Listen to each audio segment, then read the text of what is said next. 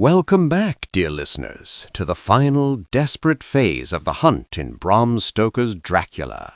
After the heartbreaking violation of Mina and Jonathan's solemn vow in the previous chapter, we now continue with Chapter 23, Dr. Seward's Diary.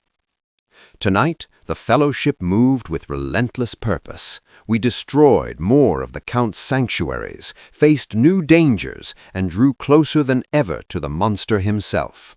Yet every step forward reminds us how cunning and deadly our enemy remains. Let us follow the hunters through these critical hours as the net tightens around Count Dracula. 3rd October, continued. I write these lines in the small hours, my body exhausted, but my mind burning with purpose. After the horror of last night, we could not rest. The knowledge that Mina Harker, our bravest and purest member, now carries the Count's blood within her, has driven us to greater urgency. We held a brief council at dawn. Mina, despite her suffering, insisted on being part of every discussion. Under hypnosis, she again provided vital clues, the sound of water, the creak of wood, and a growing sense of the Count moving eastward toward the sea. Van Helsing believes he is preparing to flee London by ship, returning to Transylvania, where his power is greatest. We must prevent that at all costs. We divided our forces once more. Lord Godalming and Quincy Morris took charge of securing a steam launch for possible river pursuit. Jonathan Harker and I, accompanied by Van Helsing, continued the search for the remaining boxes of earth. Our first target was another property the Count had acquired through agents, an old house in the Mile End district.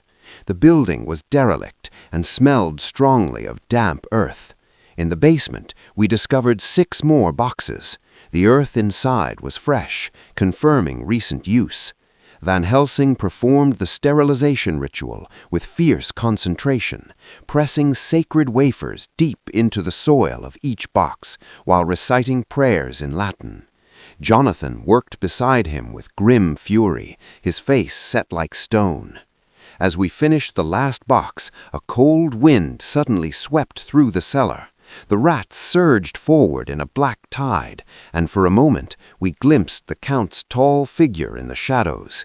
His red eyes burned with hatred. Jonathan lunged forward with his knife, but the vampire dissolved into mist and escaped through a crack in the wall, leaving behind his mocking laughter. We pressed on without pause. By late afternoon, we had located and neutralized 2 more hiding places. With each box we destroyed, I felt a small victory, another sanctuary denied, another blow against the monster's strength. Yet the Count is fighting back. Reports continue to reach us of strange attacks in the poorer quarters of London, people found weak and anemic with small throat wounds. He is feeding desperately to maintain his power as we strip away his resting places. Evening, the chase intensifies. As darkness fell, we received urgent news from Godalming and Morris. They had secured a fast steam launch and were tracking a suspicious vessel moving down the Thames. The Count appears to be transporting his last remaining boxes toward the sea. We rushed to join them. The river was shrouded in thick fog, making navigation difficult and dangerous. Our launch cut through the water at high speed, the engine throbbing like a heartbeat. Mina sat wrapped in blankets, her face pale, but her eyes bright with determination. Under hypnosis, she continued to guide us, describing the movement of the ship and the Count's growing weakness. At one point, Mina suddenly cried out in pain. She said she could feel the Count's presence, cold, angry, and aware of our pursuit. Van Helsing immediately placed a sacred wafer against her forehead. She flinched as it touched her skin, but the pain seemed to ease. The professor warned us again that the psychic bond is dangerous. The Count may be able to see through her eyes when she sleeps or is in a trance. Jonathan never left Mina's side. His love for her is a visible force, fierce, protective, and tinged with the pain of his terrible promise. I watched him clench his hands around the hilt of his knife whenever the Count's name was mentioned. As the night wore on, we drew closer to the vessel we believed carried the Count's final boxes.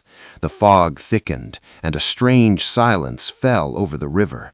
Van Helsing spoke quietly to us all. "My friends, we are very close now. The Count is cornered. When we find him, we must strike without hesitation. Remember poor Lucy. Remember what he has done to Madame Mina. This evil must end tonight or tomorrow, before he can reach the safety of his native soil." I end this entry with a prayer and a renewed vow. The net is closing. We have destroyed most of his sanctuaries. The Count is fleeing, but we are right behind him. For Mina's sake, for Lucy's memory, and for all the souls he would claim, we will not fail. God grant us strength in this final chase. That was chapter 23 of Dracula, a chapter of relentless pursuit and narrowing odds. Through Dr. Seward's diary, we experienced the continued destruction of the Count's earth boxes, the psychic danger to Mina, the river chase through the fog, and the Fellowship's growing sense that the end is near. Bram Stoker masterfully tightens the noose. The hunters are no longer searching blindly. They are actively chasing the vampire toward the sea. Mina's suffering has become both a vulnerability and a source of vital information. Jonathan's love has hardened into a weapon of vengeance. The Count is desperate and dangerous. He knows he is being hunted and is fighting to escape. The final confrontation looms. Stay with us for chapter 24, where the pursuit reaches its climax and the hunters close in for the kill. If this chapter filled you with urgency or left your heart pounding, please like, subscribe, and ring the bell so you never miss another entry from these journals of courage and desperation. The Count is running, but the hunters are closing in. Until next time, keep your eyes on the river and your faith stronger than fear.